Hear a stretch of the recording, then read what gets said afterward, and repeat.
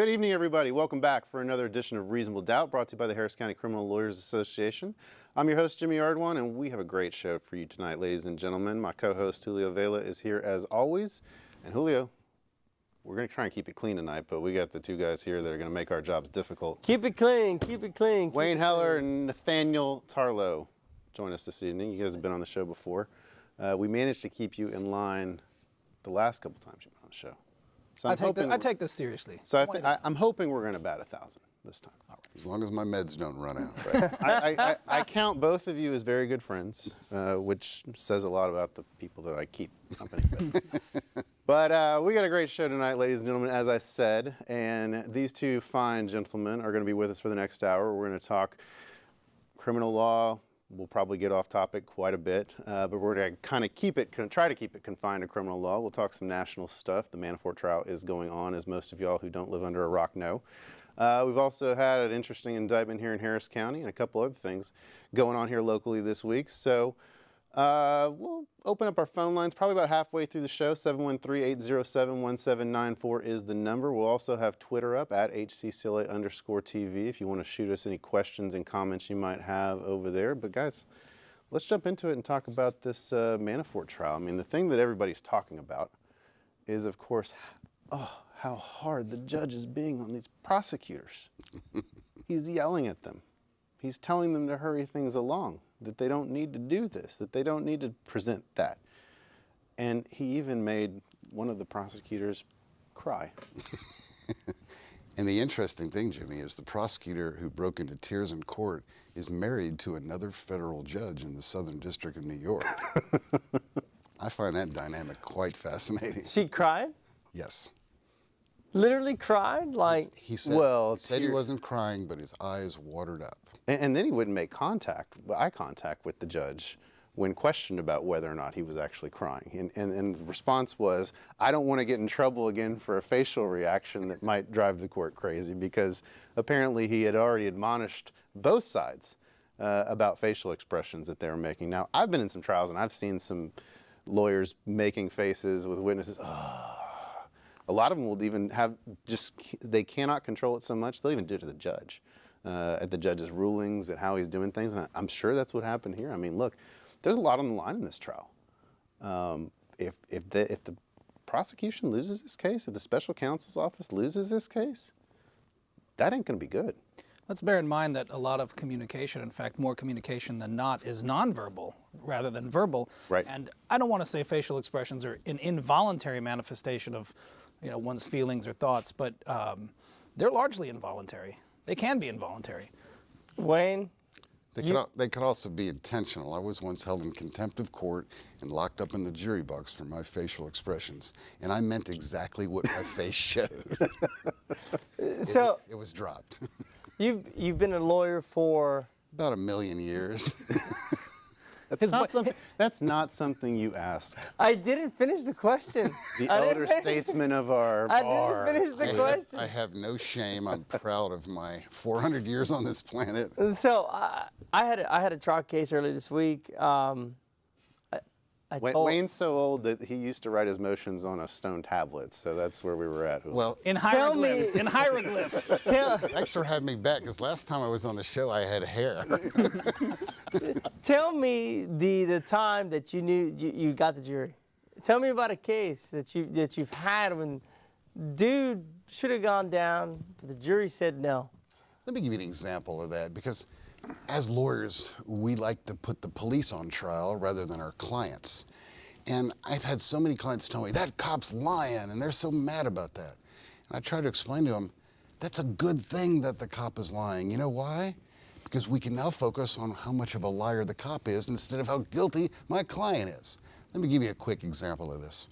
I once had a suppression issue, and for those out there who are laymen, that's a search and seizure issue, where my client was in a topless bar. She worked there, and she was in the stall with another topless dancer. They were allegedly snorting cocaine.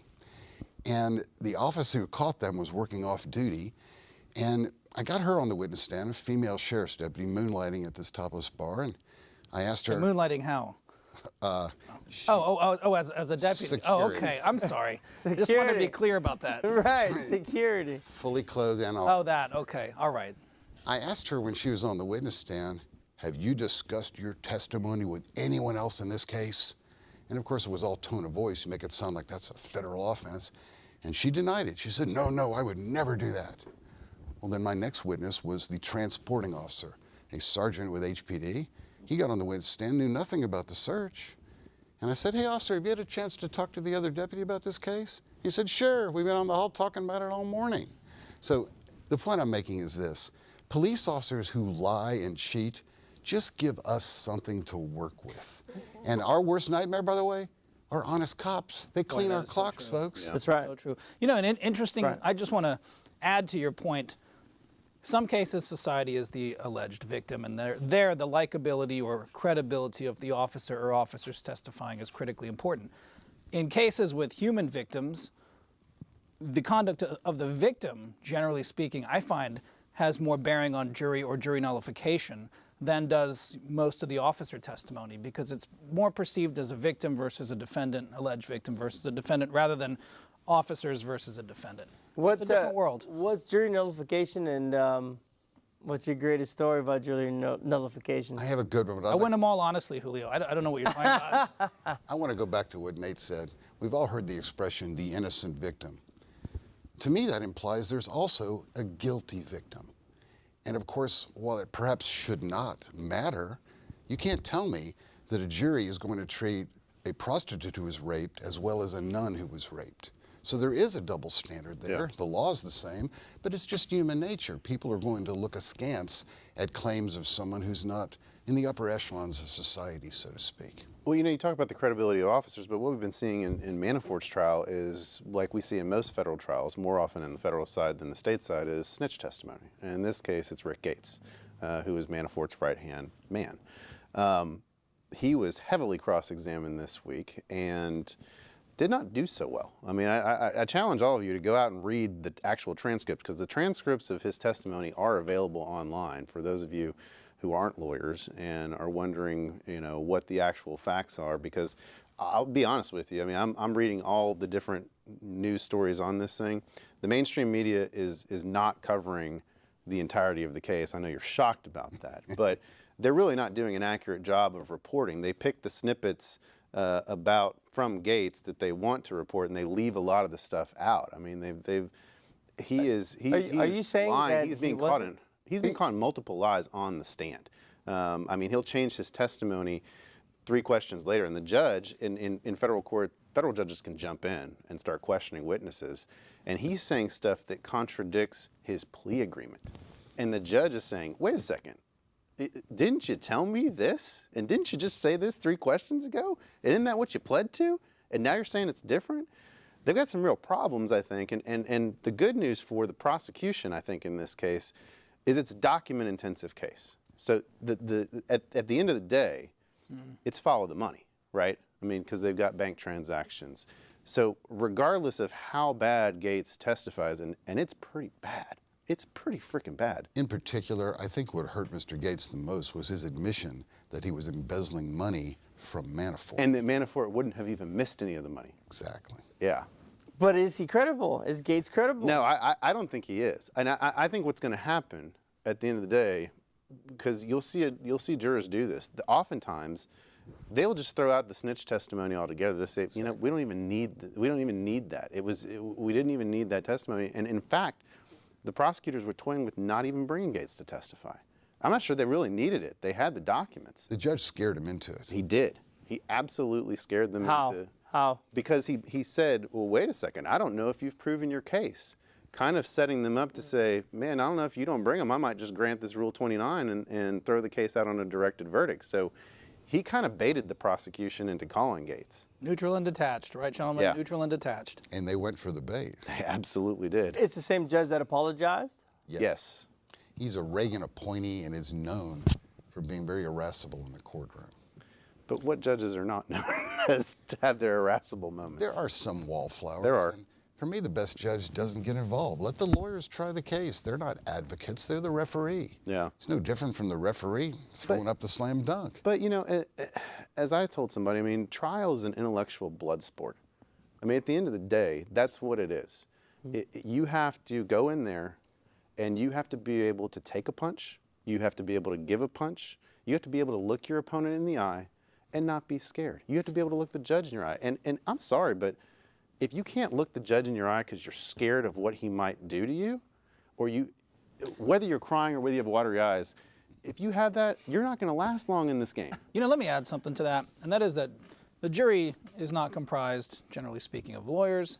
So the general public will deem a judge, at least unless proven otherwise, to be credible at the beginning. And when a judge shows a particular prejudice toward or against one side that's detectable, the credibility of the bench then muscles up that side's case quite a bit and diminishes the other side's quite a bit. And there's a tendency to believe judges are honest and that they're wise, and that you want to believe the judges are legitimate and reliable. So that's a very powerful tool right there, the credibility of the bench. But when a judge shows their colors of being unfair and ornery, if you do the right thing and you're upright and the judge is still riding your ass and beating on you, you can get a jury feeling sorry for you. Absolutely. In Harris County, we used to call it the Jimmy Duncan syndrome. He was a judge from way back when, 36 years on the bench, and rode everybody's rear end.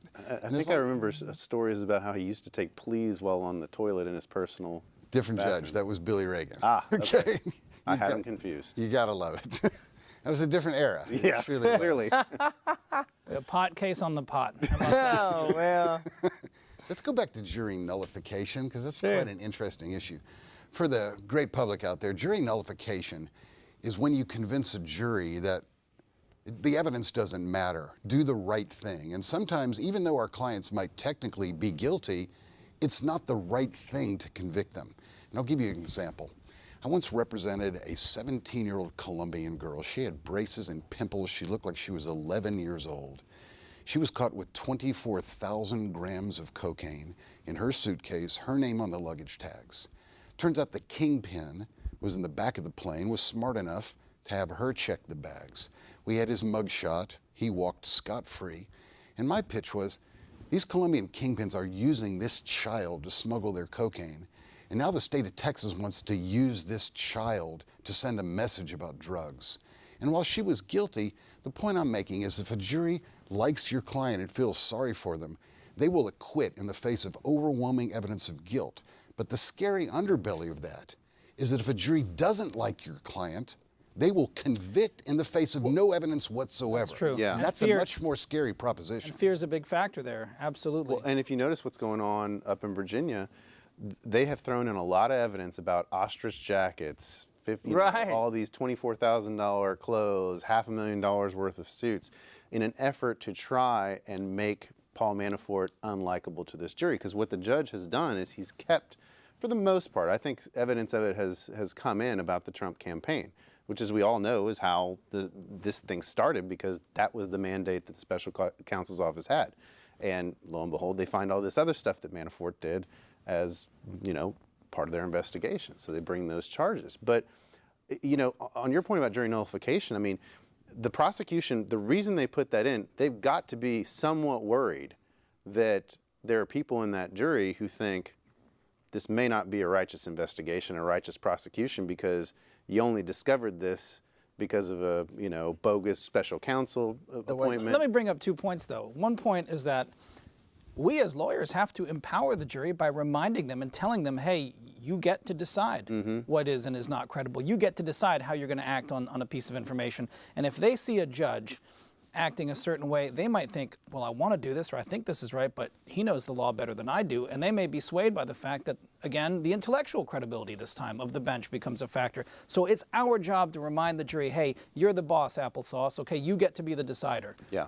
How many, okay, so from a state and a federal court perspective, how many jurors are in the panel for a federal charge or a court case, a trial, versus a state? Usually on the state side, we get 60 to 64. Yeah, it's no different. I mean, it all depends. It's just like state court.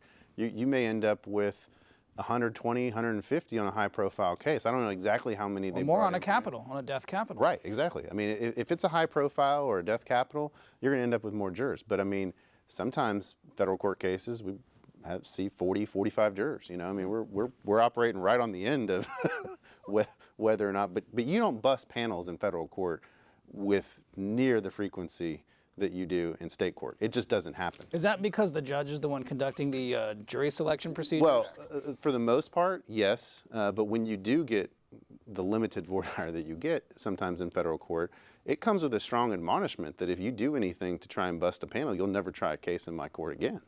And that's a pretty strong dissuader from doing anything to try and bust a panel. Although we've all had panels that we didn't like the look of that ended up acquitting our client. It is Right. such a roll of the dice. It is. If that is going to be your strategy, this bust the panel and let me get a whole new set of people. It could Yeah. go from bad to worse. I mean, you just never know. I don't do that. The only thing that busting a panel in state court that I've seen where it helps is if you've got a really sensitive issue. For instance, I once tried an assault public servant, and the state wanted to dance around the issue in jury selection and use assault public servant, blah, blah, blah. And so, you know, they were trying to skirt around the issue.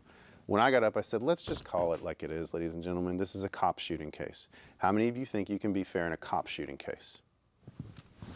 I think juries appreciate that sort of plain English rather Right. than legalese. Exactly. And so, and when you say it like that, it changes the dynamic of how people are going to answer.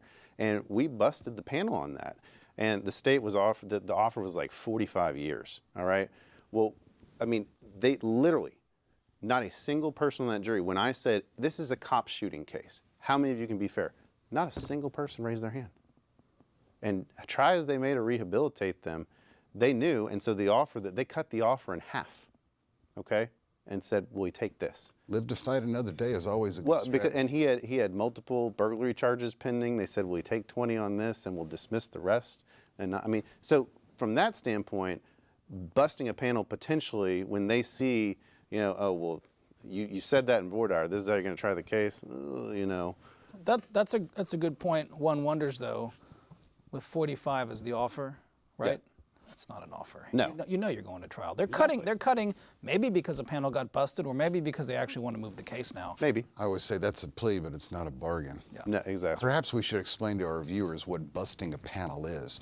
That's when you run out of enough qualified jurors, you don't have enough left to seat 12.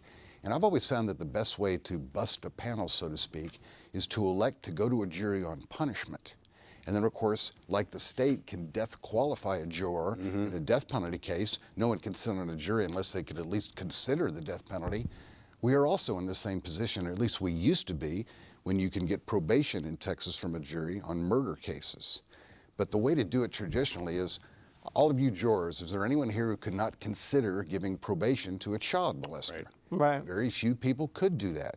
They're not qualified to sit on that jury panel because they can't consider the full range of punishment. My problem is how many judges have we practiced in front of us said, I'd never do that. What do we do when a judge can't consider the full range of punishment? Well, you're supposed to file a recusal, but you don't know. The That's problem You don't is, get is to- the you don't get to judges, ask the judge. for they're the most trained in judge school to say, oh, of course I would consider it. I just happen to have this policy against it. part. Yeah, exactly. I can But I'm not consider telling it. anybody. I'm just just going to choose won't do not it. to. Yeah. Right, right. Yeah. Not in this case. Right, exactly. Well, I mean, going back to the point I brought up before about how the prosecution in Manafort is bringing out all his lavish lifestyle. I mean, they're trying to argue to the judge, well, because the judge was shutting down saying, why do we need this? Okay, you've proven up a couple, move on. This is irrelevant. I mean, that's what really started this whole butting of heads and the tearing of the eyes and the hurt feelings was that. But I mean, they've got to be doing that because they sincerely must believe that there has got to be an underlying issue that they're worried about some of these jurors bringing their feelings in from the outside. I think they're just trying to paint him as unlikable. Yeah, And it's that not a too. bad strategy, but to be fair, and I'm certainly no Manafort fan, it is prejudicial against his fair trial rights, and it's not relevant to the case. It has nothing to do with the case. They're just trying to make the guy look bad. Right. I mean, if you want to convict him of being a, you know, if you want to be the fashion police here. Right. But I mean, that's not what he's on trial Yeah, for. no. Well, you know that's just it. In that there are some, whether we want to see it or not, some serious political overtones or undertones Yeah. in this case. And he's not one of us. Look at the ostrich jacket. Look at this lavish lifestyle. If you want to rile up the people, well, then bring in a class warfare component to it. You're going to get some of those people. I'd like Just to say soak the rich mentality. Oh, he's dishonest and he's rich. Soak the rich. Put him in prison. And while we're on that subject, let's just sort of segue right into politics. Does anyone find it interesting at all that Trump's campaign manager was not paying his taxes? This week, a Republican congressman, the first one to come out for Trump, was indicted for insider trading. Trump has still not, first American president in modern history to not release his tax records. I don't think anyone wonders why he hasn't paid his taxes. And as he would say himself, that just means he's a smart businessman. But make America great again. Rich people don't have to pay taxes? Is that really what y'all want out there? MAGA? Yeah, I mean, MAGA. Maggot? MAGA. but I mean, look, the reality is everybody is trying to figure out how to not pay taxes. It's the whole game, right? I mean, some people are just better at it than others. I mean, there's a saying. There's the tax code for the educated and that for Correct. the uneducated. Yeah. I mean, and they're vastly different. Vastly different. I don't think anybody in society, and there's just such a Robin Hood mentality here. No one in society will hold you accountable for exploiting a legitimate tax loophole. Now, just saying, look, I'm not filing, that's another story. But Right. if you can creatively outwit the IRS, I think that is a great uniter in our partisan country. And nobody really likes the IRS. I mean, let's be honest. You put an IRS agent on the stand, they're not exactly getting a lot of warm, fuzzy looks from jurors. I mean, these are the guys that take their money and don't refund it at the end of the year. At the same time, it hurts me greatly to pay my taxes every year. But Hurts all of us. I have no problem with paying high taxes so poor people can get health insurance. And if you look at our tax structure, in the 1950s, we taxed millionaires at a 90% rate. And all you Republicans don't talk about how, oh, we need to lower taxes on rich people to make the economy grow. That was the greatest boom period in American history with a 90% tax on millionaires. Let's look at the Scandinavian countries. Highest tax rate of any country in history. Funny thing, highest standard of living of your country in history as well. Wayne, you're not taking into, and we're going way off the law, but Good. You're not taking into account that in the I set it up in the intro. in the Don't worry, I thought 1950s, we would get off of it. Europe was destroyed, Japan was destroyed, China was locked in communism, India wasn't in business, South America was banana republics. Who was going to compete with you? Make it a 99% tax rate. There was nobody to compete with you. So that might have explained a lot of the boom on our side of the world where nothing but a couple of balloon bombs here and there fell on the Pacific Northwest, but otherwise our infrastructure was untouched. So Japan and Not a lot has U.S. changed since. Japan and U.S. are like this right now. I don't know. I listened to NPR this morning. you mean China? No, Japan and U.S. They fighting. It was all over NPR this morning. High tensions. They're gonna put Trump's gonna put a tax or thinking about putting a tax on Japanese tariff on Japanese vehicles coming in over some golf and. Well, I mean, look, the reality is that we have lived in an isolated world for the longest time. As you said, I mean, our infrastructure in this country, outside of what happened in 9/11 and an occasional, suicide bomber, we have had really no destruction. Now, I mean, the concern is obviously, you saw the report today, that the Russians are trying to attack our power grid. A couple years ago, it was China was trying to attack our power grid. So I mean, there are direct threats. So I mean, I think that things have substantially changed from what they were in the 1950s. I mean, you look at where China is, you look at where Russia is, you look at where some of these and with technology now, I mean, you don't have to get on a ship and wait 90 days before you can lob some missiles at people or cluster bombs or whatever. I mean, you can do it through the interwebs. Let's not forget that homegrown American terrorists, these militia types, have also threatened to attack our power grid. So it's not just the Russian or Chinese Right. thing. Go ahead, Nate. Should we talk about the law now? Well, I want to ask you this though, because I did have this discussion today with somebody. So we got this Manafort trial going on and all this talk of collusion and then collusion's not a crime, but conspiracy is, and collusion could be an overt act in furtherance of a conspiracy. Okay. Where's the interference with the election? I thought it was when Donald Trump said that, sure, my son met with the Russians to get some dirt on on Hillary. I thought that came out. Okay, but what about when Hillary's people met with whoever from Access Hollywood to get the tape? That wasn't That's a not a foreign question. power. Yeah, right. Right. I mean, that's the distinction is that we're drawing, right? There's a specific federal law that says you cannot receive a benefit towards your campaign from a foreign power. Access Hollywood is not a foreign power. Okay. So the benefit would be information. The benefit would be information, but it goes beyond that. And this, of course, is not a foreign power, but what about the Stormy Daniels case? Right. There was a clear benefit for her not going forward with this scandal. And in fact, the interesting thing is, Trump's people are saying, well, that's not a benefit of value. Oddly enough, there's an exact price tag on that benefit. Trump thought it was worth $130,000. Yeah. So there's your monetary benefit. But that didn't come from the Russians. No. So I'm just saying. No, I know, but I mean, everybody's focused on Russian collusion and Russian interference in the campaign, and well, first off, I find it kind of ironic because how many countries have we interfered with elections and deposed leaders that we didn't like and overthrown governments? Third world countries. Yeah, well, Such. I mean, Kind of question of whose ox is being gored. exactly. Or as they said in the 2000 election, whose gore is being oxed. Not an original. I stole that. I don't know. It's a very it would be an interesting legal question if we get to that point. It is, but if you want to know the smoking gun, it is information. The fact is the Russians released tens of millions of false and misleading emails, and they were all directed at Hillary, not at Trump. So it's hard to quantify the effect that had on the election, Yeah. but it's also disingenuous to say it had no effect. Just because something is not quantifiable does not mean it doesn't exist. It just means you can't put a value on it. You know, it is also possible that with or without Russia's help, Hillary just wasn't going to win that one. That is very true, but of course we don't know that either, do we? Nope. I think we kind of do. No. There's no way we could have known. Let's If you know, do me a favor. What are the lottery We got a numbers? phone. yeah, we got a exactly. phone. We got a phone call. Let's see who's calling in. It might be entertaining. Hello, thanks for calling Reasonable Doubt. Hello. So I have a two-part question, if that's okay. Is it legal related or political related? Well, as much as I love a porn star, it is legally related. Shucks. Okay, we'll let you ask him.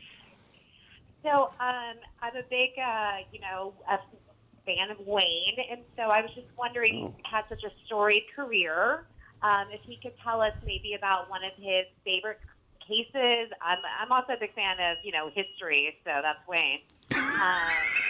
The old guy, thanks. That's hilarious. Who is this, by the way, and will you go out with me tonight? And the second part is, I also heard you're pretty good at jokes, so if you would maybe share one, a clean version if you have it. All right. Well, And I'm going to hang up and listen. Thank you. sounds good. You are a walking history book. That means I'm old. Thank you. Yeah, I prefer living legend to refer to Wayne. It's a living legend. But all right, take it away, Wayne. I've been told there's no 7-second delay on this show, so I'm going to have to behave myself. Yes. I've got a trilogy here of clean, courthouse-related, ethnic one-liners, and I hope this pleases our public. Let's start with my and Nate's people. I was raised Jewish. Nate's dad is a rabbi. So let's go with this. How come there's no Jewish gangbangers? Well, you can't wear one of them yarmulkes backwards now, can you? They get better, folks. They get better. Hilarious. What do you call a Vietnamese divorce? That would be a win-win situation. Oh, terrible. The pick of the litter, I've got to give credit or blame where it's due, Phil Scardino's. His joke is, why don't Italians like Jehovah's Witnesses? They don't like any witnesses. And there you have it, folks. 3 courthouse-related, inoffensive ethnic one-liners. I'm done here. If I had a mic, I'd drop it. It's 2018, so I'm sure somebody somewhere found at least one portion of that offensive. If we could all be Wayne, that'd be awesome. I wouldn't be surprised, but let me go on a mini rant here. I think us liberals do our own cause harm when we get offended at comedy. Yes. I mean no harm. I'm certainly no racist. Am I going to insult my own people, Jews? No. Probably. But the point is it's comedy, folks. Right. And when you get your panties in a wad over comedy, you devalue the real racism. while us liberals are whining and bitching about my stupid jokes, there's real racism out there that you're not whining and bitching about. So redirect your attention and your ire at what counts and not comedy. For the record, I'm not a liberal, and Wayne, what you just described is an example of why the word liberal is so such a misrepresentation, because liberal would mean open to things like comedy and thinking about the intention of the speaker, but they're dogmatic, and these people who get offended at comedy, they're dogmatic, and they are only shutting down speech more and more and more. Well, of course, it's just a word, and I'm not hung up at particular words. In fact, interestingly enough, in England and Australia, the Liberal Party is the Conservative Party. And the theory is they're liberal towards business. It's a laissez-faire attitude. Let business do what they want. We're liberals. So it's just a question of the current meaning of the word. Shall I say left-wing instead of liberal? Does that work better? Well, it would be more accurate. But, you know, one of the more important things, and you touched on a really, really great point, and that is that in order for a society to really be healthy, that society has to be capable of laughing at itself. Yeah. And when you start shutting down comedy through intimidation or speech codes or things like that, you are shutting down an important ability for society to not just self-parody, but benefit from that self-parody. I mean, I don't think that today, if Richard Pryor or Eddie Murphy Forget it. No, or Forget it. Don Blazing Rickles Saddles. Lenny Bruce. or Mel Brooks, Lenny Bruce, Or even Jerry Seinfeld. At this yeah, point. and even Jerry Seinfeld at this point, none of them would make it. I mean, you would not have shows like All in the Family. You would not have The Jeffersons. You would not have Welcome Back, Kotter. You would not have Good Times. You would not have Sanford and Son. None of those shows would exist today. They couldn't. And let me tell you this, and I know Wayne does it, I try to do it sometimes. A laughing jury is often an acquitting jury. So, you know, you want to be able to bring, when it's appropriate in the case, a little bit of levity into the courtroom, if nothing else, than to, you know, to break up And the that's a hard monotony thing to of- do in a criminal case. You have to be It can be. You have It to can be be. careful. Yeah. You don't laugh about a rape victim or a Right. dead kid. Of course. But if you laugh about a drug case or a DPI, Right. you're liable to get the jury to laugh your client out Sure. of court. Yeah. I'd like to go further off topic and tie this in with comedy and our Judaism, Nate. I read this brilliant statistic in Harper's Magazine years ago. For over 100 years now, they've had what's called Harper's Index, which is a one-page sheet of statistics. And their specialty is to take two stats and juxtapose them against each other to make a point. And this point knocked me off the couch. They asked a sample of American Jews, how important is strict adherence to religious doctrine to your identity as a Jew? Do you observe the Sabbath? Do you go to synagogue every week? 19% of American Jews said that strict adherence to religious doctrine was important to their identity as a Jew. Follow-up question. How important is a sense of humor to your identity as a Jew? And 42% said that was important. And these are my peeps. It's twice as important to laugh than to pray. And I'm all for that. We should laugh more in court and out, folks. We should pray more too. You know, I wasn't to joking. whom? To whom? All right, Wayne, let's get back on To topic. Allah? Is that what you're saying? We should pray more to Allah? We probably should answer the caller's first question, which was your favorite courtroom story, since we need to talk about a little bit of history. Oh, we got to talk law. Okay, Yeah. we can do that. You know, if I may preface, let me introduce the man, the myth, the legend, Wayne Heller. The man has been here a few years. I have to turn this I around. say, yeah, Thank do you, it. Julia. Yes, I You're very tried. nice. You want to know what really impresses me? Being an old fart, I look down at you young lawyers, and you guys are kicking the state's butt. And Julio, you're nice to me. Let me ring your bell. You've gotten how many not guilties so far this year? few. It warms what's left of my little black heart when I see folks like you and Kate behind the camera there kicking the state's rear end. It's a beautiful thing to see. And let's go back to law. And here's a question I want to pose to the panel. When I started off a few hundred years ago, we were losing 90% of our cases. You go down there and look at the trial results now, and we're winning close to 90% of jury verdicts. There's a reason for that, and that There's is lots of reasons for right. it. But the general reason I think is that in decades past, people just trusted the government, Yeah. and today they just don't. And now you can, in fact, we're often taught not even to call the person the prosecutor or the DA. The government wants you to believe that this, my client, that Jimmy, that Bob, that Joe did this or that. The government has become a dirty word, whereas before the government was perceived as as a very different and much more trustworthy thing by most of society, most of who could sit on juries in those days. I'll just put it that way. I was taught to call them government lawyers because lawyers become a dirty word too. That's true. What I find interesting about that is while people love hating lawyers, if you look at the satisfaction rates, people love their own lawyer. They hate the other guy's lawyer. That's People true. think It's doctors- especially true in family court. I was going to say, you don't even practice family law. No. Yeah, I mean, I agree with you. I mean, the shifting dynamic of why I think you see more not guilties is the distrust for the government. But I also think you see a little more of a sense of, I think the prosecution's overreaching on this. I think so too. And there's so many factors going on there. One is prosecutorial overreach. I find that these young prosecutors are not as well trained as the old ones. I also find that you young lawyers are kicking ass. I'm proud of y'all. But I didn't used to see that. I'm sorry to say this, and I'm going to take Jimmy with me. Yeah, we're not that young We're anymore. middle-aged. Yeah. Sorry, Wayne. I'm in my 40s now. Yeah. To me, you're a young man, Nate. What I have found down at the district attorney's office is the case has to be set before anybody takes a serious look at it. And that's true. And so what's happening, a lot of these judges are getting backed up because they're running for election or they're retiring or such. There's going to be a big changing of the guard, and trials are getting backed up. And so as we're doing this and setting cases for trial, the defendant is getting more and more and more prejudiced and waiting to have their day in court. What do you say? Well, here's I just want to piggyback on Wayne's point. He calls us young lawyers. As a middle-aged guy now, I can look down on young people, which is, well, if you ever want to feel old, roll into a misdemeanor court in Harris County. Exactly. I mean, it's unreal. People who, just the haircuts. I mean, it's millennials in there, and with the millennial generation of prosecutors, along with the millennials in other professions, they think that they're special, and they think this is about me. So they will take a more marginal case to trial because, hey, this is something I feel strongly about. Whereas in years past, prosecutors might go, look, I can't win this. Goodbye.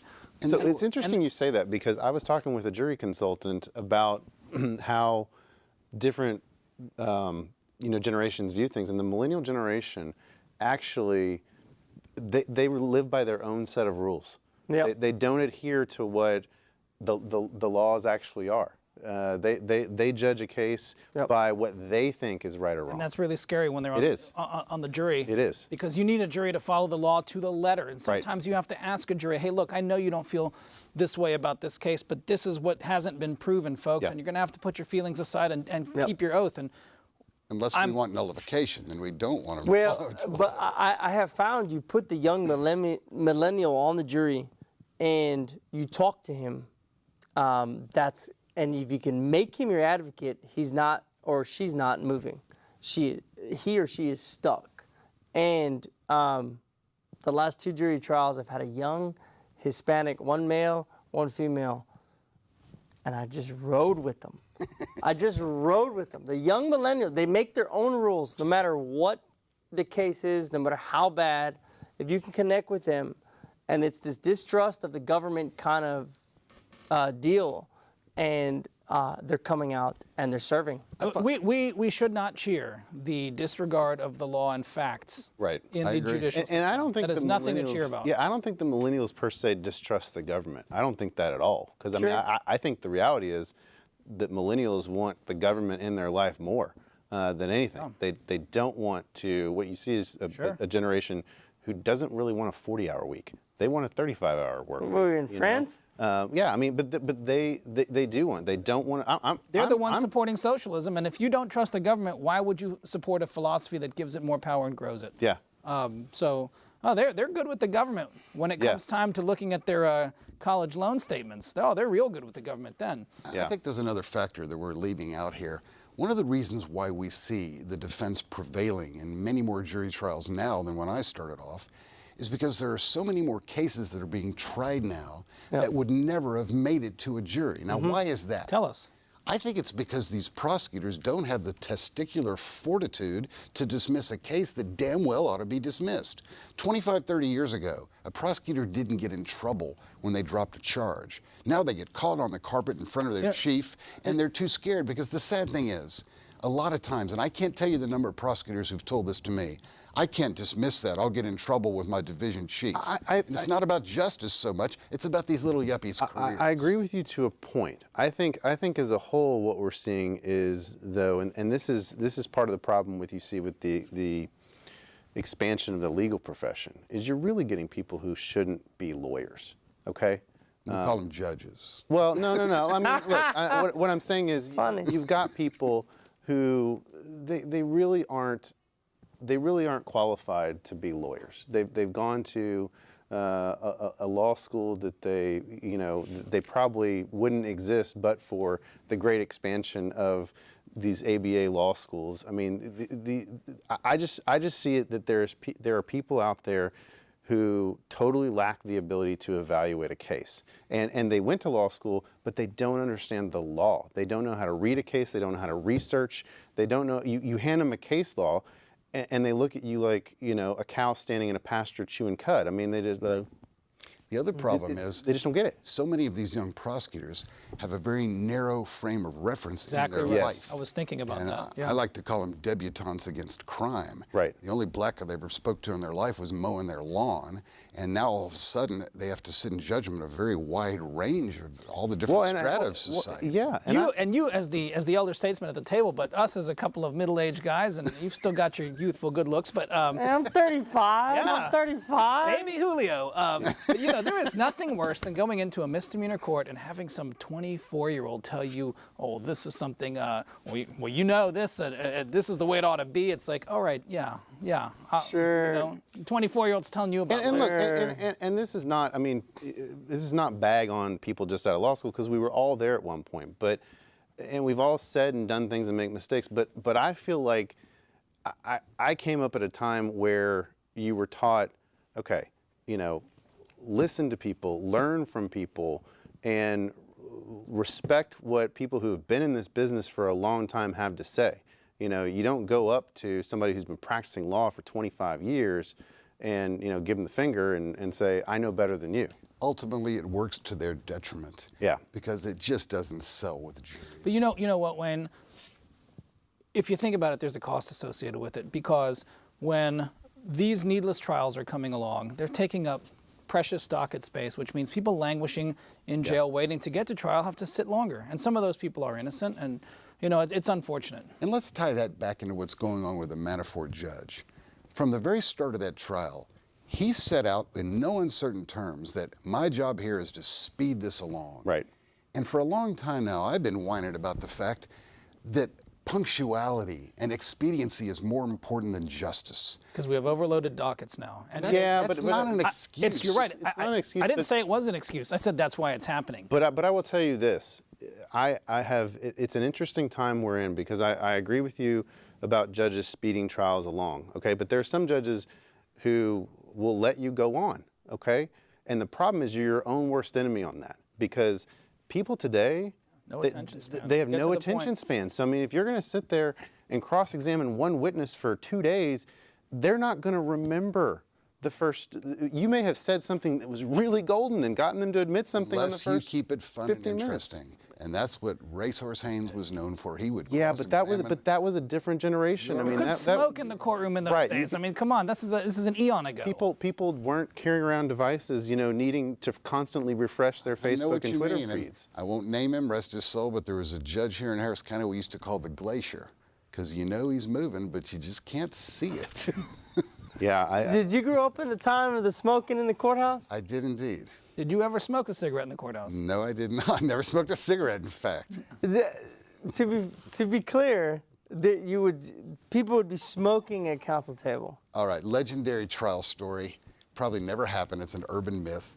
And the way you can tell that is I heard this about Clarence Darrow. I heard about Percy Foreman, too. Probably never happened. But the legend has it that at the beginning of final argument, let's go with Percy Foreman. He took a paper clip, straightened it out, stuck it right down the middle of a long cigar. Prosecutor gets up first, And Percy lights up his cigar. And by the time that prosecutor was done, there was 6 inches of ash clinging to the cigar. And the legend has it that rather than listening to the prosecutor, the entire jury panel is looking at this foot-long cigar of ash. Right, when is he going to ash that thing? Exactly. That's what they're wondering. They're not listening to It's a distraction technique. Yeah. I often, during closing, I employ some similar tactics, nor am I as skillful or artful. I generally, during closing of an argument of a prosecutor, I scribble or enjoy my MacBook, look at the latest pictures or Facebook. I tend to believe that You are a millennial. when the jury is not paying attention to what the prosecutor's saying and looking to me, so long as I'm not doing anything that is going to lose my credibility, they're not listening to the prosecutor. Plus, if you're listening intently to the prosecutor, hanging on his every word, why shouldn't they? So it's important not to do that. Just at least scribble on your pad or something. At that point, I pack up all my trial file. Right. That's what I do. Right. That's good. Right. That's good. But you can't act like you're paying attention to them, though you need to being able to object. So That's true. Listen out of the corner of your ear, so to speak. What's Married guys are particularly good at that, right? what? Huh? What? Not listening or Well, not paying attention Yeah. to what somebody else is Listening. saying. Yeah. as long as we're going off topic, can we talk about marriage? You know what? Let's go back to the divorce question that came in earlier. You want jokes? I got 2 clean ones here, folks. Why are divorces so expensive? Because they're worth it. Well done, Jimmy. And one for I'm old enough to remember that one. one for the ladies. How many divorced husbands does it take to change a light bulb? None. They never get the house. That's hilarious. That's lame. That's See what hilarious. happens when I work clean, folks. That's hilarious, man. What do you guys think about this Arkema indictment that came down this week? The Arkema, the chemical company. There you go. Tell the public what you're talking about. Yeah, so Arkema has a chemical refiner here. They're a French company. And during last year's Hurricane Harvey, there was a release of chemicals. And they were indicted for that this week. The company and 2 of its executives were indicted by the environmental section of the Harris County District Attorney's Office. First prosecution in a while, major environmental prosecution. I think it's the first one since I've been practicing law on this scale. I mean, usually in the environmental section you see illegal dumpings where people dump oil down a sewage. Or the lake. Yeah, or wherever it goes into a river, or, they release it out in the ship channel. It's always small-time stuff. This is obviously... this is major. And this is the first time the district attorney's office, to my knowledge, has taken on something this large in the environmental section.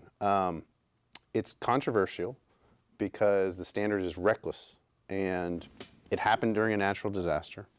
The Ogg administration has come out and said that part of the reason why this indictment came forward is a lack of a disaster preparedness plan by the company for how to deal with this. One could argue that Harris County lacked a disaster preparedness plan for our own building, so maybe they should be indicted as well under the reckless standard. But, it's an interesting thing. I watched a lot of commentary on this on social media. And one of the comments I saw from a former prosecutor at the office who left under not so great terms when the new administration came in, a lot of them were talking about, well, this is just going to be an embarrassing prosecution, the quickest not guilty, that no businesses are going to want to come and do business in Harris County if this Democratic administration is going to do things like this to punish corporations. I agree with that to some extent, but I'm not sure what's worse,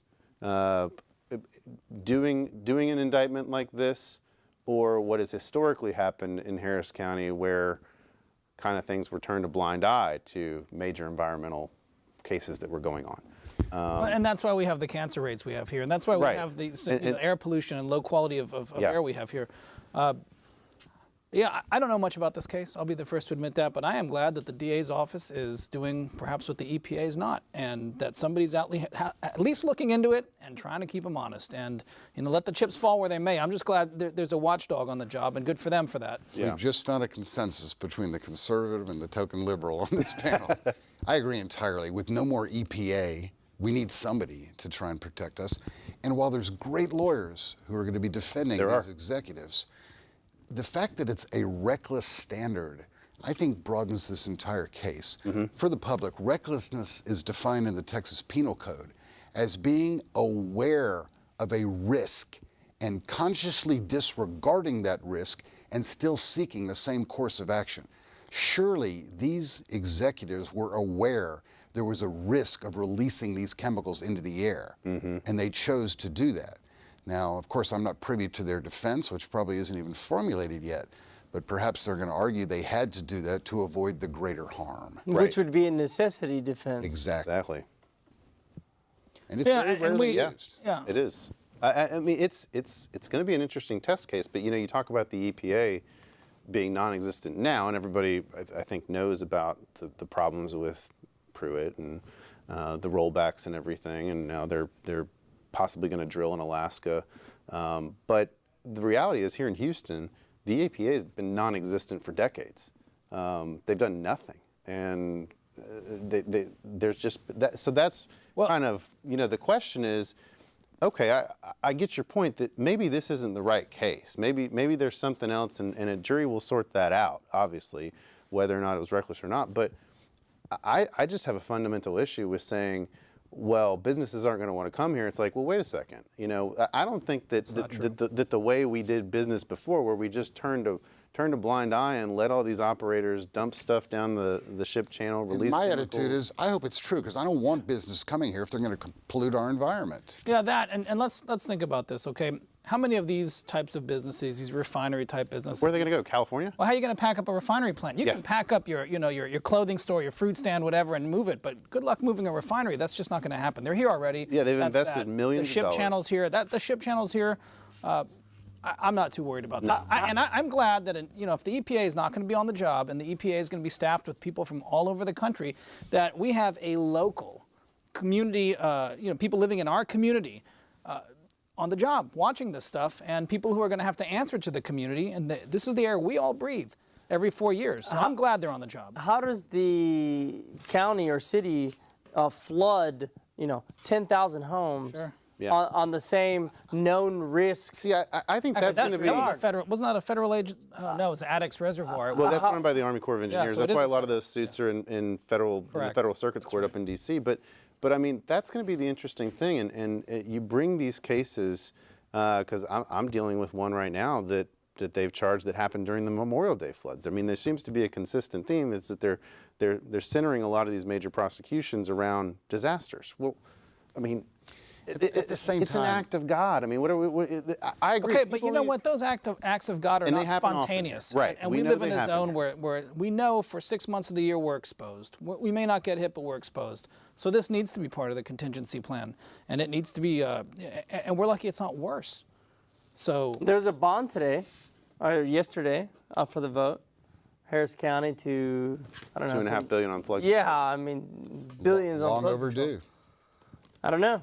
And they, heads up, did you hear that we're moving out of the CJC and back to the Little Baker and Big Bakers? I have not heard that. Yeah. Tell us more, Julia. So bailiffs, rumor is today, they're shutting down the CJC. Everybody's moving back to the jails. Just a heads up. I say we move into the Astrodome. I agree. County Let's Commission's move got $100 million to renovate that. Yeah. Why not? Put the jail docket in the Astrodome, folks. I mean, there's some buildings downtown that I think that need some office space. Let me backtrack for a minute to what Nate tenants. was talking about.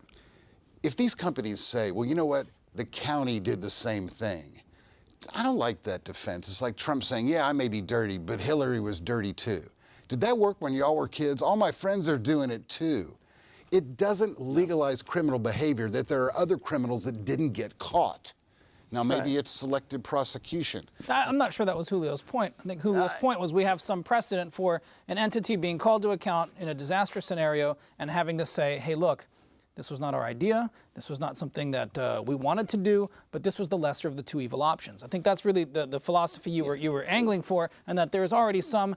If you want to know what the outcome of this case, the Arkema case, might be like, perhaps watching some of these Addicts-Barker Reservoir cases might give you some insight into how juries are thinking about this, because it's likely to be a similarly structured defense. I still don't think those people who flooded all those homes are any less culpable.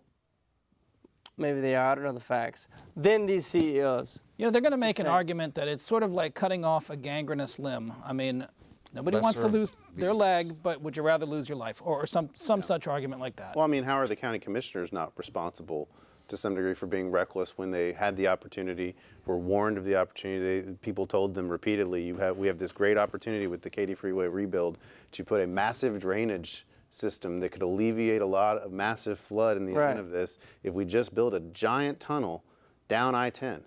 And they ignored it, and they didn't do it. I mean... And that's to save costs and not raise taxes, or what was the logic behind that? Why wouldn't you do it? I don't think we've gotten a clear answer on that yet. I think they wanted to divert money to other pet projects, probably. This sort of harm analysis where you weigh the two evils is at the heart of the necessity defense. I'd love to talk about this. Anyone ever used the necessity defense with a jury? I've never used it. I had one time I had a jury where I said it was necessary to hit this person. Wow. Yeah, I walked them out the door, you know. Good work, Julio. It's necessary to hit the woman. Let's explain to the public what that means. You got about a minute to do it. It's okay to break the law if it was necessary, and there's a two-pronged test for that. Number one, the harm caused by breaking the law has to be less than the harm that would have been caused by not breaking the law. And of course, it has to be imminent danger right then and there. It's just like self-defense. It is a defense. I find it fascinating. I've never had a set of facts where I can argue it. Neither have I. I want to get up and say, it was necessary to break the law. You bet my client broke the law. He had to do it. I suspect we're going to hear that with this environmental case. I suspect so too. I mean, and you're right. It's so very, very, very few times that you have facts that will allow you to argue such a thing. Because you have the prosecutor saying, look at the conduct, and you have the defense saying, look at the circumstances. And that's where the battle is going to be fought, right there. Exactly. Yeah. Perfect. We're out of time. Thanks for having us. I'm an hour older. Thank you. What difference does it make? You don't look like you've aged a bit. You're lucky you're not under oath. But it is recorded. So to live in perpetuity on the interwebs. Or to die for all eternity. That's all the time we have tonight, ladies and gentlemen. We appreciate our guests, Nathaniel Tarlow and Wayne Heller, joining us. We're going to have you guys back again as well. Always a pleasure. Absolutely. For my co-host, Julio Vela, we will see you next week, ladies and gentlemen. Good night. Thank you, folks.